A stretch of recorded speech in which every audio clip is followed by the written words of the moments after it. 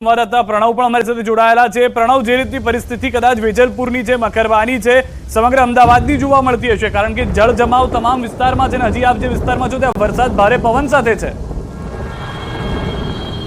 પ્રણવ,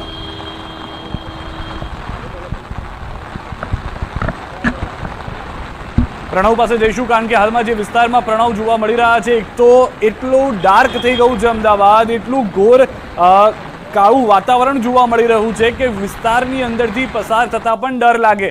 કેટલાક વિસ્તારોની અંદર રસ્તાઓ જે છે તે ખુદ તળાવ બની ગયા છે।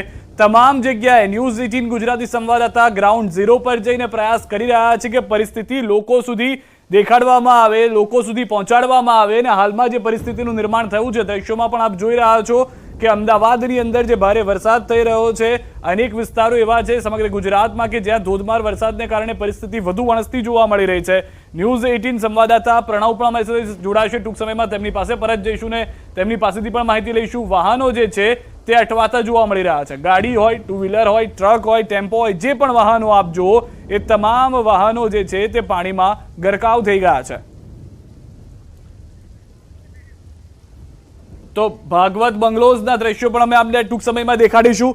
ભાગવત બંગલોઝના દ્રશ્યો પણ આપ જોશો કે તે વિસ્તારના જે દ્રશ્યો છે તે કમસે કમ આપ જોશો તો ખ્યાલ આવી જશે કે વાહનો જે છે તે બંધ થવાના શરૂ થઈ ગયા છે। અમદાવાદની અંદર કોઈ પણ વિસ્તારમાં આપ જાઓ તો તળાવની પરિસ્થિતિ લાગશે, વિસ્તારની અંદર જાણે તળાવ થઈ ગયા છે અમદાવાદના એક વિસ્તારો તેવું જોવા મળશે। અને જે વિસ્તારો છે જેમાં મોંઘી મોંઘી ગાડીઓ હોય એ બંધ થઈ ગઈ છે, જવાબ આપી દીધો છે, ભલે 50 લાખની ગાડી હોય, 20 લાખની ગાડી હોય કે કરોડ રૂપિયાની ગાડી હોય, અમદાવાદ શહેરમાં તમે નીકળ્યા તો બોટ વગર નીકળવું તમારા માટે સજારૂપ થઈ જશે તેવું એએમસીએ કહી દીધું છે।